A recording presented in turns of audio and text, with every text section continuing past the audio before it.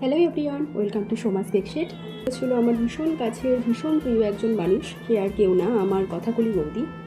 এর আগেও বৌদি আমার কাছ থেকে অনেক কেক নিয়েছে, আর প্রত্যেকবারই দাদা ও বৌদি দুজনেই বলেছে যে তোর ওপর অনেক ভরসা আছে, আমি জানি তুই একটা সুন্দর ইনোভেটিভ আইডিয়া ঠিক বের করে নিবি, আর নিশ্চয়ই তুই একটা ইউনিক কিছু করে দিবি। এই ভরসাটা সবসময় রেখেছে বলেই আমিও নিজের ইচ্ছা মতো করে প্রেজেন্ট করতে পেরেছি।